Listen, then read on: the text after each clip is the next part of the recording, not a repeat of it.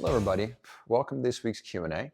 This week we have a very interesting, a little more in-depth question, and it's going to be really cool answer, I think, for a lot of people, some of our adults who are looking to work on this thing we're going to talk about, and then also for our younger kids who are looking to prevent injuries and stuff like that. So today we're going to talk about a little bit about bone density and how lifting weights can really affect the density of your bones. This is not something that a lot of people know, but I know that it is getting out and people are starting to find out. So I figured we'd talk about it a little bit. Um, your body in general reacts to stimulus that you put it through, especially if those stimulus are regularly seen. Example is working out. If you lift weights regularly at a weight that is decently heavy and challenging, your body is going to see that weight as a stimulus. It is a stress for your body to adapt to, adaptation. And it's going to change in different ways. Some of the ways your body might change is developing more muscle mass. Some of the ways your body might change is developing a better neurological connection with your muscles so you can be stronger. Some of the other ways that your body might develop or will develop in most cases is by generating a more dense bones, right? Bones that are more dense, you have a more bone density, right? They are going to be able to hold more weight. So as you load more weight onto whatever workout you're doing, your body will see that as a stress. You're bending your bones, even though it sounds kind of weird to talk about. Your bones are yielding in some way to whatever that weight is. And as long as they don't break, which they shouldn't if you're taking the right amount of weight out and using that appropriately, then your body will see a response to that.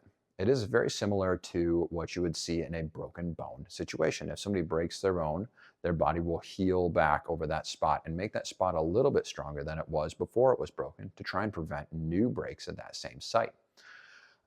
Your body is going to do something very similar to that as your body experiences stress on those bones. So let's say you're squatting or you're bench pressing or any large movement, right? Your body is underneath that weight, and the bones you're pushing against that weight with are bending in some way, even if it's very small. To reinforce those bends in your bones, now that they're gone after you let go of the weight, your body's going to put more calcium into those areas, build those bones up into a denser, stronger structure for your body. Now, this gets really interesting as you get younger and older. Let's say you're a young kid and you're training for strength and you're seeing the bone density developments we're talking about. There's a lot of other ways you can do this other than training with weights, by the way, but we won't go into it today. But let's say you're in that situation. Now become jumping off of things becomes less dangerous. Running, planting, hopping, all those things become less dangerous because your body is used to seeing those loads and your bones are more dense. You have a less incidence of people breaking their legs when they jump off the monkey bars. You have less incidence of people falling in sports and breaking their collarbone because your body has seen those stresses to an extent that you are better prepared for them.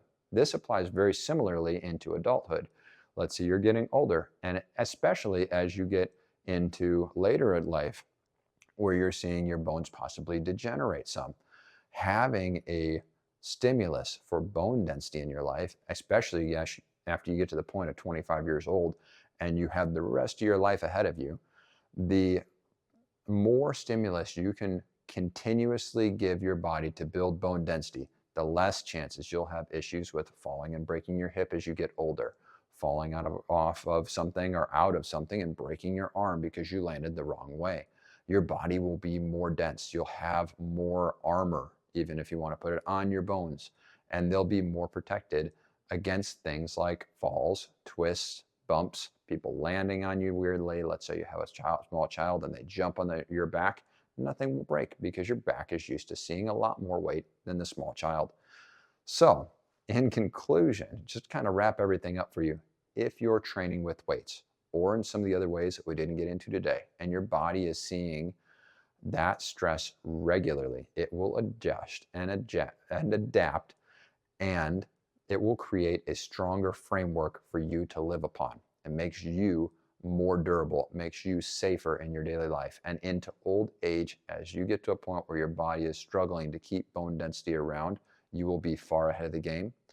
And if you're training at that age still, which you should be, if it's my opinion, then you're seeing those benefits carried further and further into your life. You have less risk of falls and damage from it.